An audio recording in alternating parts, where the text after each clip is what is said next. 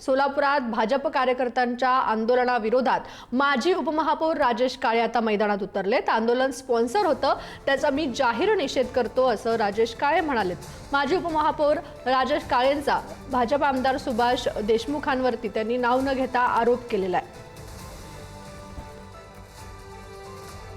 ज्यांना पक्षाची ताकद असते, एक पक्षाचा ब्रँड आहे। दिलीपराव माने हा स्वतः एक ब्रँड आहे आणि कार्यकर्त्यांना बळ देणारी व्यक्ती आहे। आणि जर त्याच्यामुळे त्या व्यक्तीमुळे जर पक्षाची वाढ होत असेल तर निश्चितच त्याचं माझ्यासारख्या सामान्य कार्यकर्त्याला, माझ्यासारख्या मागासवर्गीय आदिवासी कार्यकर्त्याला असा त्याचा अभिमान आहे की बाबा ते आम्हाला 12 बलुती 18 पगड ह्या जातीला घेऊन जाणारा नेता आम्हाला मिळणार असेल तर आमच्यासाठी अभिमानाची गोष्ट आहे। आणि दुसरी गोष्ट सांगतो, आज जे भडकाऊ भाषणं करत होते ही पक्षाची रीत नव्हे।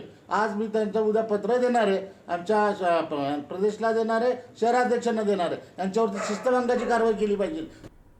तर सोलापुरातील या राड्यावरून राऊतांनी महायुतीवरती हल्लाबोल चढवलाय, त्याला बन यांनी प्रत्युत्तर दिलं। भारतीय जनता पक्षामध्ये संदर्भात एक फार मोठी म्हण आहे, ऐसा कोई सगा नहीं जिसको भाजपा ने ठगा नहीं, ऐसा कोई सगा नहीं जिसको बीजेपी ने ठगा नहीं।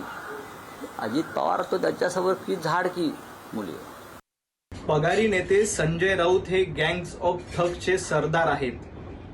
ज्या पद्धतीनं भारतीय जनता पार्टीवर टीका करतायत, खरं तर भारतीय जनता पार्टी ही लुटत नाही तर जनतेची सेवा करते। संजय राऊत, तुमचा पक्ष खंडणीखोरांचा आहे आणि ठगांचा आहे, म्हणून तुम्ही गँग्स ऑफ ठगचे सरदार आहेत। भारतीय जनता पार्टी कायम मित्रपक्षांना सोबत घेऊन जातं, त्यांचा सन्मान करतं आणि मित्रपक्षांना सोबत घेऊन राजकारण करण्याचं काम भारतीय जनता पार्टीच्या माध्यमातून सातत्यानं केलं जातंय।